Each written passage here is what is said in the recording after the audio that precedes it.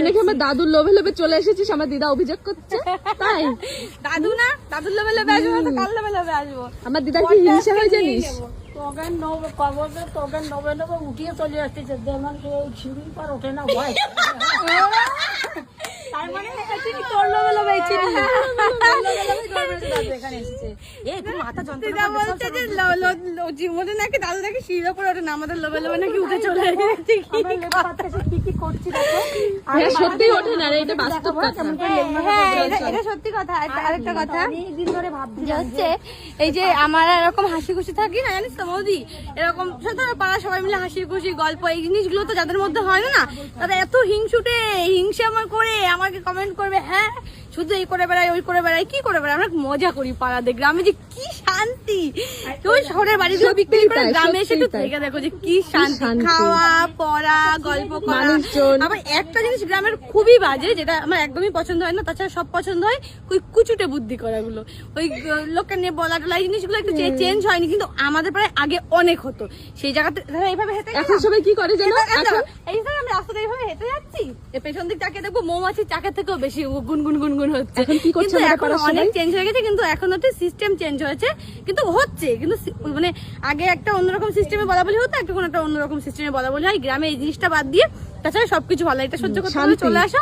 আর শহরে কি কোনো কিছু তো শান্তি নেই, শুধু ওই মানে কেউ কাউকে নিয়ে কিছু বলে না, এটাই হচ্ছে শান্তি। শহরের শান্তি আর গ্রামের শান্তি, মানে গ্রামের অসহ্য জিনিস হচ্ছে লোককে নিয়ে বলা, তারপরে অনেক কমে গেছে বলা, আর যারা যারা বলতো তাদের ঘরে ঘরে এখন হয়ে গেছে। খুশি লাগে যারা যারা একসময় অনেক কিছু বলতো, অনেক কিছু, যে আমার ড্রেস নিয়ে, আমাদেরকে নিয়ে, আমাদের ফ্যামিলি নিয়ে, সবাইকে বলতে, আমাদের বলি না, সবাই সবাইকে নিয়ে বলতো। যারা যারা বেশি বলছে তাদের ঘরে ঘরে সেই জিনিসগুলোই হয়েছে।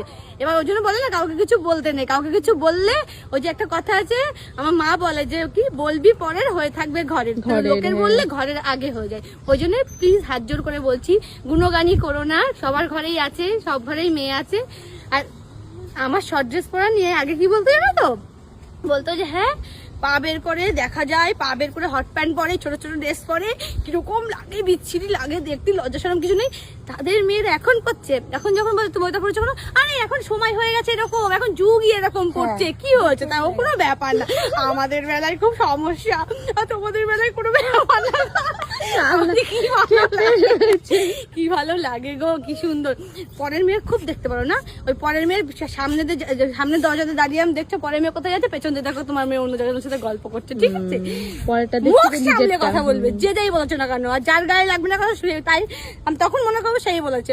পেছনে পেছনে কাঠি সবাই দেয়, আমি এটুকু ভালো করে জানি, ঠিক আছে? ওই কাঠি না দিয়ে আমার মতো ভিডিও বানাও, ভগর ভগর করে মন ভালো থাকবে, দেখবো টাইম পাবে না। আমার মতো ভিডিও বানাও যে ভগর ভগর করার লোককে নিয়ে বলো, এইসব নিয়ে টাইমই পাবে না তোমরা, ঠিক আছে? আর ঝগড়া করতে পারছি না, এক মিনিট অনেক কথা বলে দিয়েছি, দাদা ভাই ভাই ওখানে পাতো দিয়েছি।